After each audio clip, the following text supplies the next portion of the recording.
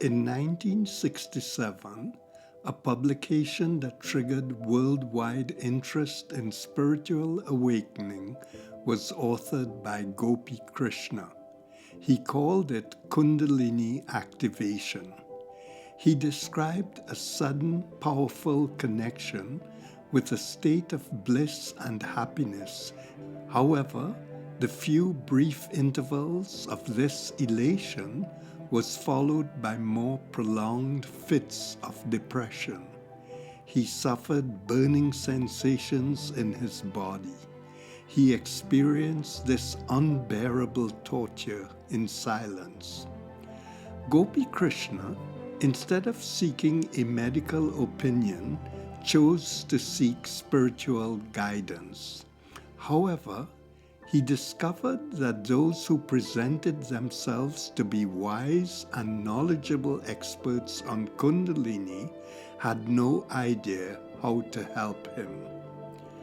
I know of 2 situations where people had sudden spiritual awakenings.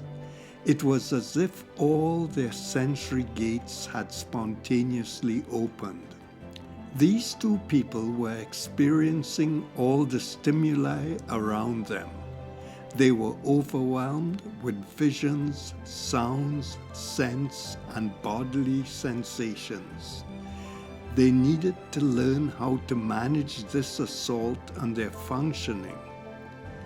After receiving medical opinions, including psychiatric, both were taken to spiritual gurus considered experts in this field.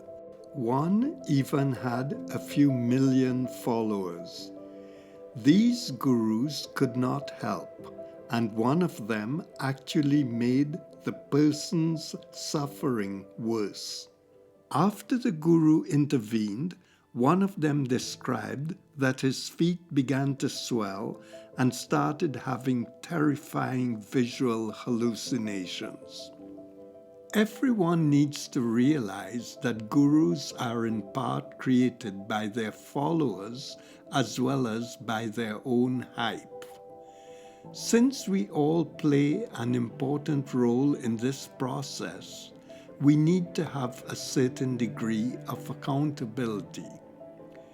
In our review of the literature, we were quite surprised to find that there are actually good studies that identify characteristics, personalities, and cognitive processes that would lead someone to believe in false gurus.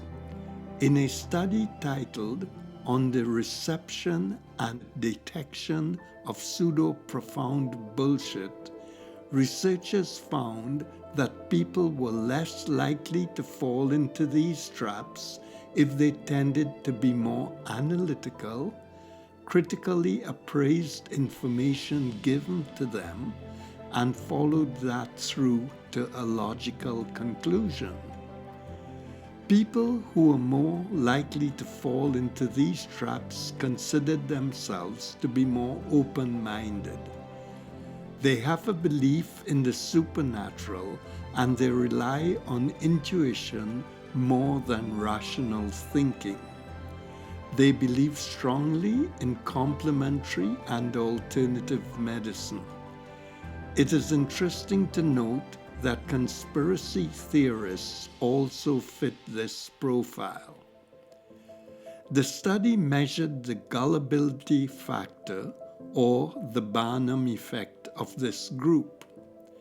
The Barnum Effect occurs when people believe that general statements that apply to anyone have a high degree of accuracy in describing themselves. These statements can be found in horoscopes, fortune cookies, and psychic readings. In a landmark study, students were led to believe they were taking an actual personality test when in fact they were not. After taking the test, they were provided with the results, which consisted of 3 statements about their personality. Everyone received the same 3 statements.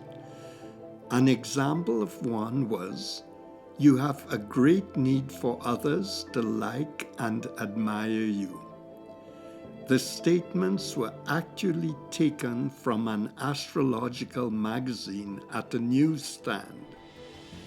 The students were then asked to evaluate how accurate these statements applied to their own personality and to judge the effectiveness of the so-called test. They rated their profile and the test as highly accurate.